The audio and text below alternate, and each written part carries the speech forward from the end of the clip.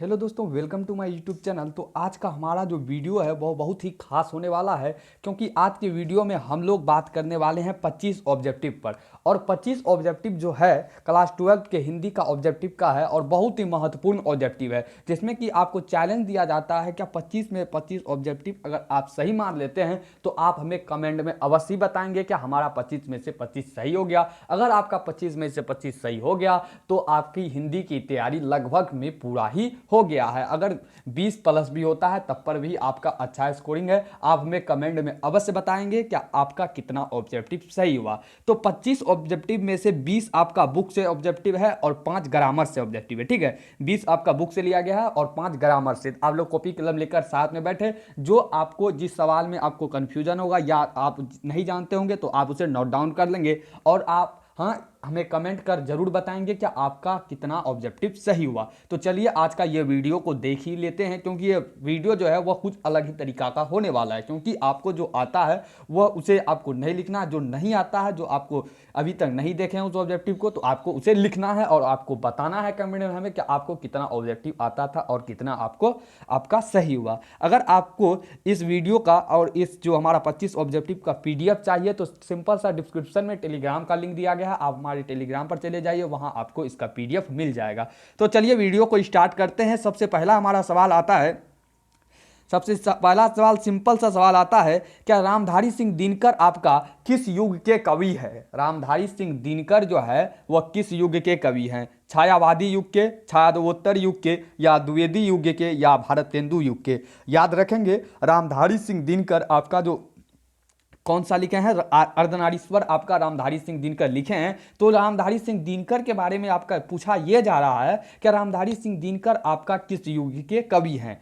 तो आपका correct answer इसमें क्या हो जाएगा? छायावादोत्तर युग के आपका रामधारी सिंह दिनकर कवि हैं। किस युग के हैं? छायावादोत्तर युग के आपके रामधारी सिंह दिनकर कवि हैं।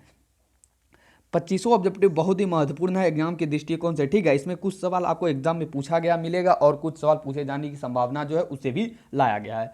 दूसरा सवाल है, मोहन राकेश सिपाही की माँ जो आपका सब बुक में लिखा है, मोहन राकेश जो है आपका वह किस युग के कवि हैं? ये छायावादी युग के या उत्तरवर्ती युग के या द्विवेदी युग के? इनमें से कोई नहीं। तो आपको पता होने चाहिए आपका मोहन राकेश जो है वह उत्तरवर्ती युग के कवि हैं। किस युग के कवि हैं मोहन राकेश? तो उत्तरवर्ती युग के। थर्ड सवाल को हम लोग देखते हैं, कवियों के कवि किस कवि को कहा जाता है? बहुत ही इंपॉर्टेंट सवाल आता है, कवियों के कवि किस कवि को कहा जाता है? आपको शायद ही इसका आंसर पता होगा। क्या कवियों के कवि किस कवि को कहा जाता है? इसका कमेंट में आप नाम जरूर हमें लिख के बताएगा, ऐसे भी आपको हम आंसर बता ही देते हैं। शमशेर बहादुर सिंह या जयप्रकाश नारायण या ओम प्रकाश वाल्मीकि को या सूरदास को? तो याद रखेंगे, कवियों का जो कवि कहा जाता है वह आपका शमशेर बहादुर सिंह को आपका कवियों के कवि कहा जाता है। ठीक है, तीसरा का आंसर हो जाएगा फर्स्ट, कवियों के कवि किसे कहा जाता है? तो आपका शमशेर बहादुर सिंह को कवियों के कवि कहा जाता है। चौथा सवाल को देखते हैं, मलिक मोहम्मद जायसी का करवक कहाँ से संकलित है? आपके बुक में मलिक मोहम्मद जायसी द्वारा एक करवक लिखा गया है, तो करवक जो है आपका वह कहाँ से संकलित है? जूठन से लिया गया है या पद्मावत से या सुरसागर से या संशयात्मा से? याद रखेंगे, मलिक मोहम्मद जायसी द्वारा जो करवक लिखा गया है वह पद्मावत से लिया गया है। कहाँ से लिया गया है? पद्मावत से लिया गया है मलिक मोहम्मद जायसी का करवक। पांचवा सवाल को देखते हैं, नाभादास का छप्पय कहाँ से लिया गया है? नाभादास भी आपके बुक में छप्पय लिखे हैं, तो छप्पय वो आपका कहाँ से लिया गया है? तो बताइए इसका करेक्ट आंसर क्या होगा? तो ऑप्शन है आपका भक्तमाल से या भक्ति से या मुकुल से या कमायनी से। याद रखेंगे, आपका नाभादास का जो छप्पय लिया गया है वह भक्तमाल से लिया गया है। कहाँ से लिया गया नाभादास का छप्पय? भक्तमाल से। छठा सवाल को हम लोग देखते हैं, शिक्षा क्या है? शिक्षा जो है आपका वह क्या है? संभाषण है, कहानी है, या भाषण है, या एकांकी है? चार ऑप्शन आप हो गया। क्या शिक्षा आपका बुक में एक चैप्टर है शिक्षा, वह क्या है? संभाषण है, कहानी है, या भाषण है, या एकांकी? तो इसका जो करेक्ट आंसर होगा वह संभाषण होगा। शायद ही आपका ये सवाल सही हुआ होगा। शिक्षा क्या है आपका? संभाषण है। याद रखेंगे, शिक्षा आपका भाषण नहीं है, संभाषण है। ठीक है, कितने बच्चे इससे भाषण टिक मार के आ जाते हैं, वो गलत हो जाएगा। ठीक है, शिक्षा जो है आपका संभाषण है। सातवां सवाल है, एक लेख और एक पत्र क्या है? जो कि आपका एक लेख और एक पत्र क्या है? तो इसका करेक्ट आंसर क्या होगा बताइए। एक लेख और एक पत्र किसके द्वारा लिखा गया है? आपको पता ही होगा क्या। एक लेख और एक पत्र जो लिखा गया है वह लिखा गया है आपका भगत सिंह के द्वारा। तो एक लेख और एक पत्र क्या है? कहानी है या पत्र है या एकांकी है या निबंध है? बहुत ही इंपॉर्टेंट क्वेश्चन है। क्या एक लेख और एक पत्र क्या है? तो याद रखेंगे एक लेख और एक पत्र आपका निबंध है। क्या है? एक लेख और एक पत्र क्या है? निबंध। ठीक है, गलत नहीं करेंगे, पत्र को टिक नहीं करेंगे आप लोग। एक लेख और एक पत्र आपका जो है वो निबंध है। ठीक है, पत्र देख के आप पत्र में टिक आउट नहीं करेंगे। ठीक, एक लेख और एक पत्र आपका निबंध है। 8वां सवाल आता है कि महाराष्ट्र में मेघदूत नाम की नाट्य संस्था किसने स्थापित की? बहुत ही इंपॉर्टेंट सवाल। क्या महाराष्ट्र में मेघदूत नाम की नाट्य संस्था किसने स्थापित की? ओम प्रकाश वाल्मीकि, नामवर सिंह, बालकृष्ण भट्ट या चंद्रधर शर्मा गुलेरी? तो याद रखेंगे महाराष्ट्र में मेघदूत नाम की जो नाट्य संस्था स्थापित किए थे वो किए थे आपका ओम प्रकाश वाल्मीकि जी। कौन किए थे? ओम प्रकाश वाल्मीकि जी आपका मेघदूत नाम की नाट्य संस्था की स्थापना महाराष्ट्र में किए थे। कौन किए थे? ओम प्रकाश वाल्मीकि।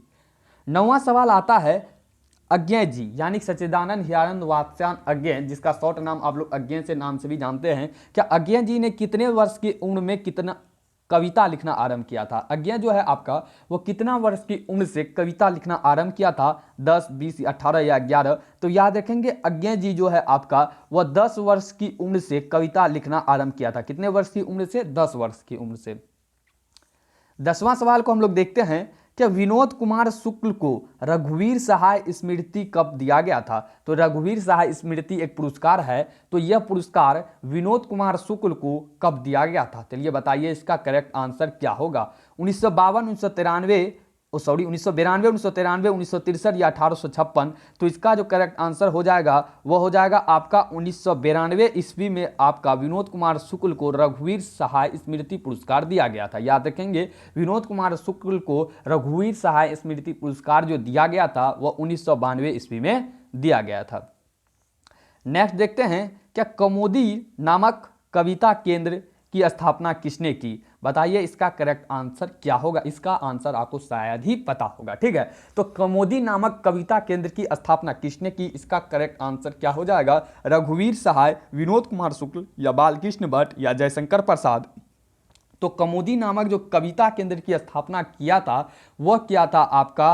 रघुवीर सहाय। कौन किया था कौमुदी नामक कविता केंद्र की स्थापना? तो रघुवीर सहाय जी आपका कौमुदी नामक कविता केंद्र की स्थापना की थी। 12वां सवाल आता है तिरिच। तिरिच कहानी को कहा जाता है, आपके बुक में तिरिच कहानी एक दिया गया है, तो तिरिच कहानी को क्या कहा जाता है? जादुई यथार्थ कहानी, डरावनी कहानी या मनोवैज्ञानिक कहानी या इनमें से कोई नहीं? तो याद रखेंगे तिरिच कहानी को जो कहा जाता है वह कहा जाता है जादुई यथार्थ कहानी। तिरिच कहानी को क्या कहा जाता है? जादुई यथार्थ कहानी। 13वां सवाल को देखते हैं हम लोग। क्या दर्राई घोड़ा किसकी कृति है? दर्राई घोड़ा जो है आपका किसकी कृति है? बताइए दर्राई घोड़ा किसके द्वारा लिखा गया कृति है? एक मलिक मोहम्मद जायसी जी का या उदय प्रकाश का या शमशेर बहादुर सिंह का या जयप्रकाश नारायण का?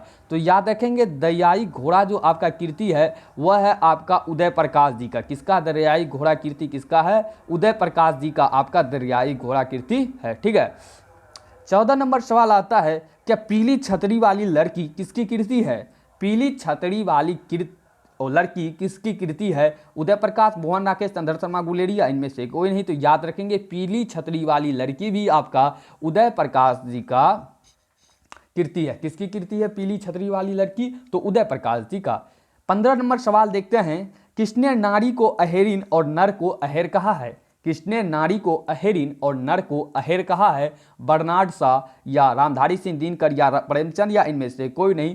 तो किसने नारी को अहेरिन और नर को अहेर कहा है? तो इसका जो करेक्ट आंसर हो जाएगा वो बहुत ही इंपॉर्टेंट सवाल है, ये आपका एग्जाम में आने का बहुत ही चांस बनता है। तो इसका जो करेक्ट आंसर है वो है बर्नार्ड शॉ। कौन है? किसने नारी को अहेरिन और नर को अहेर कहा है? तो बर्नार्ड शॉ जो है उसी ने आपका नारी को अहेरिन और नर को अहेर कहा गया है, कहा है। और इसका जो ये जो आपका लिया गया है वह अर्धनारीश्वर चैप्टर से लिया गया है और अर्धनारीश्वर के लेखक आपको पता होगा क्या? रामधारी सिंह दिनकर जी हैं। ठीक है, याद रखेंगे क्या नारी को अहेरिन और नर को अहेर जो कहा है वह आपका बर्नार्ड शॉ का है। कौन का है नारी को अहेरिन और नर को अहेर? तो बर्नार्ड शॉ। ठीक है, नेक्स्ट आपका आता है क्या लेखक मालती को कितने वर्ष बाद देखने आया था। लेखक जो आप रोज कहानी पढ़े होंगे और रोज के लेखक आपके अज्ञे जी हैं, तो उसमें से लेखक मालती को कितने वर्ष देखने बाद आया था। बताइएगा लेखक जो है मालती को कितने वर्ष बाद देखने आया था। पहला ऑप्शन 4 वर्ष, दूसरा 5 वर्ष, तीसरा 6 वर्ष और चौथा आपका 10 वर्ष। तो लेखक जो मालती को कितने वर्ष के बाद देखने आया था, इसका जो आपका करेक्ट आंसर हो जाएगा वह हो जाएगा आपका 4 वर्ष। 4 वर्ष बाद लेखक मालती को देखने आया था। बहुत इंपॉर्टेंट सवाल है, आप इसे याद रखेंगे, ठीक है। अमोलवा कोठी के साहब का क्या नाम था। अमोलवा कोठी के साहब का नाम क्या था, बताइए। अमोलवा कोठी कहाँ से लिया गया है, आपको शायद पता होगा। वो सदा नीरा से लिया गया है, जिसके लेखक जगदीश चंद्र माथुर जी हैं, उसी में इसके बारे में वर्णन किया गया, ठीक है। तो अमोलवा कोठी के साहब का नाम बताइए क्या था। एमन था, गयासुद्दीन तुगलक या जगदीश या इनमें से कोई नहीं। तो याद रखना है अमोलवा कोठी के साहब का जो नाम था वह था एमन। क्या था अमोलवा कोठी के साहब का नाम, तो एमन नाम था अमोलवा कोठी के साहब का नाम, ठीक। 18 नंबर सवाल आता है कि बिस्नी को कितने वर्ष की बेटी है। तो बिस्नी ये कहाँ से लिया गया है, आपको पता होगा। सिपाही की माँ में बिस्नी का भी पात्र है। तो बिस्नी की बेटी का नाम क्या था, आपको पता होगा। बिस्नी की बेटी का नाम क्या था, मुन्नी, ठीक है। तो उसी का यहाँ सवाल संबंधित है कि आप बिस्नी को कितने वर्ष की बेटी है। तो यहाँ इसका करेक्ट जो आंसर होगा और उसी और सेम टू सेम वही आंसर अगर ये पूछा जाए कि मुन्नी का कितने वर्ष, मुन्नी का कितना उम्र था, मुन्नी की कितनी उम्र है, तो इसका करेक्ट आंसर क्या होगा तो आपको पता होना चाहिए। बिस्नी की कौन बेटी थी, तो बिस्नी की मुन्नी बेटी, ठीक है। तो मुन्नी की उम्र के बारे में आपको पूछा जा रहा है, ठीक। तो बिस्नी की कितने वर्ष की बेटी है, 14 वर्ष की, 15 वर्ष की, 16 वर्ष की या इनमें से कोई नहीं, अर्थात बेटी है ही नहीं। तो इसका ये तो डायरेक्ट गलत ही हो जाएगा। तो बिस्नी को जो कितने वर्ष की बेटी थी अगर पूछा जाए तो बिस्नी को 14 वर्ष की बेटी थी। कितनी वर्ष की बेटी थी, तो 14 वर्ष की बेटी थी। और नाम क्या था, तो मुन्नी नाम था, ठीक है। नाम क्या था, मुन्नी नाम था। उसी में से एक पात्र और रहता है, आप लोग शायद याद ही होगा, याद नहीं होगा तो चलिए यहाँ देख लीजिए, ठीक है। तो दीनू कौन था, दीनू एक उसमें पात्र है। तो दीनू कौन था, ठीक है। पत्रकार था, यहाँ ऑप्शन थोड़ा गलत, कुम्हार नहीं कुम्हार, ठीक है। थोड़ा सा ऑप्शन गलत है, आप इसे ध्यान में, कुम्हार, ठीक। पत्रकार था या कुम्हार था, लेखक थे या सिपाही, ठीक है। आपको यहाँ 4 ऑप्शन दिया जा रहा है, कुम्हार की जगह आपको कुम्हार है, ठीक। दीनू कौन था, पत्रकार था या कुम्हार था या लेखक था तो सिपाही था। इसका जो करेक्ट आंसर हो जाएगा आपका कुम्हार ही हो जाएगा। दीनू जो है आपका कुम्हार है। कौन है, दीनू किस पेशे से था, तो कुम्हार से था, ठीक है। पत्रकार नहीं था दीनू और लेखक भी नहीं था और सिपाही भी नहीं था। तो दीनू आपका कुम्हार था। किससे है, तो ये मोहन राकेश के द्वारा रचित जो आपका कृति है, कौन सा कृति है, तो सिपाही की माँ का पात्र है, ठीक है। तो दीनू क्या था, तो कुम्हार था। 20 नंबर सवाल आता है, किसका विचार है कि असली बातचीत सिर्फ 2 व्यक्तियों के बीच में हो सकती है। फर्स्ट चैप्टर से ही आपका सवाल है, सिंपल सा सवाल है कि किसका विचार है कि असली बातचीत सिर्फ 2 व्यक्तियों के बीच हो सकते हैं। एडिसन, जॉनसन, बेन जॉनसन, इनमें से कोई नहीं। शायद आपको पता होगा कि यह जो विचार था कि असली बातचीत सिर्फ 2 व्यक्तियों के बीच हो सकता है, यह एडिसन का विचार था। किसका विचार था, एडिसन का। अब चलिए हम लोग चलते हैं ग्रामर पर। आई होप आप लोगों का एक भी ऑब्जेक्टिव गलत नहीं होना चाहिए। अगर आपका ऑब्जेक्टिव गलत हुआ होगा तो आप हमें बता देंगे कि अब हमारा 20 में से किताब से कितना सही हुआ और ग्रामर से कितना सही हुआ। आप हमें कमेंट में अवश्य बताएंगे, ठीक है। 21वां सवाल देखते हैं, क्या घनश्याम कौन सा समास है। अब आगे आपका व्याकरण, ठीक। घनश्याम आपका कौन सा समास है, कर्मधारय, तत्पुरुष, द्विगु या द्वंद्व। तो घनश्याम जो है आपका वह कर्मधारय समास होगा। आपको पता भी होगा क्या घनश्याम आपका कर्मधारय समास है। 22 नंबर सवाल आता है, अस्थावर का विलोम क्या होगा। 22 नंबर सवाल आपको पूछा जाएगा, क्या अस्थावर का जो विलोम है वह क्या होगा, जंगम, संगम, बड़ा या सरल। तो अस्थावर का जो विलोम होगा वो होगा आपका जंगम। क्या होगा अस्थावर का विलोम, तो जंगम, ठीक है। याद रखेंगे अस्थावर का विलोम जंगम। 23 नंबर आपको मुहावरा पूछा जा रहा है, क्या गले मढ़ना मुहावरा का अर्थ क्या है। गले मढ़ना मुहावरा का अर्थ क्या है। प्यार करना, 3 ऑप्शन और मिलेगा आपको। मुसीबत आना, आरोप लगाना या तारीफ करना। चौथा क्या था आपका, प्यार करना, ठीक। तो बताइए आपका गले मढ़ना मुहावरा का अर्थ क्या होगा। गले मढ़ना मुहावरा का अर्थ क्या होगा, तो याद रखेंगे गले मढ़ना मुहावरा का अर्थ जो होता है वह होता है आरोप लगाना। क्या होता है, आरोप लगाना गले मढ़ना मुहावरा का अर्थ होता है। 24 नंबर सवाल बहुत ही सिंपल सा सवाल, कि मोती का पर्यायवाची बताएं। मोती का पर्यायवाची क्या होगा? मुक्ता, प्रवाल, सीप या वीटप। तो याद रखेंगे मोती का जो पर्यायवाची होगा वह होगा आपका सीप। क्या होगा मोती का पर्यायवाची? सीप। 25 नंबर सवाल और अंतिम सवाल, क्या आलिंगन का विलोम? आलिंगन का विलोम है विरह, मिलना, भागना, इनमें से कोई नहीं। याद रखेंगे आलिंगन का जो विलोम शब्द होगा वह होगा आपका विरह। क्या होगा? विरह। तो इसी के साथ हमारा क्वेश्चन समाप्त होता है। आई होप आपको वीडियो अच्छी लगी हो तो वीडियो को लाइक कर दे और वीडियो पर कमेंट कर हमें अवश्य ये बताएं कि वीडियो में आपका कितना ऑब्जेक्टिव सही हुआ, क्योंकि ये चैलेंज वीडियो था। अगर आप पूरी वीडियो को देखें तो आप हमें अवश्य बताएं कि आपको कितना ऑब्जेक्टिव आता था या कितना ऑब्जेक्टिव आपका सही हुआ। तो कमेंट तो आप अवश्य करेंगे। अगर चैनल पर आप नए हैं तो इसी प्रकार की वीडियो हमारे चैनल पर आते रहता है और ऑब्जेक्टिव सब्जेक्टिव का प्रश्न उत्तर भी हमारे चैनल पर अपलोड किया जाता है, जिसका पीडीएफ आपको टेलीग्राम पर मिल ही जाता है। तो इसके वीडियो देखने के लिए, सबसे पहले वीडियो देखने के लिए आप हमारे चैनल को सब्सक्राइब कर लीजिए और बगल में बेल आइकन वाले घंटी को प्रेस कर उसे ऑल पर सेट कर दे, ताकि हम किसी भी वीडियो को अपलोड करें तो आपको नोटिफिकेशन मिले और उस वीडियो को आप देख सके। तो मिलते हैं नेक्स्ट वीडियो में इसी तरह वीडियो के साथ। तो तब तक के लिए इजाजत। Thank you all of you. Thanks for watching.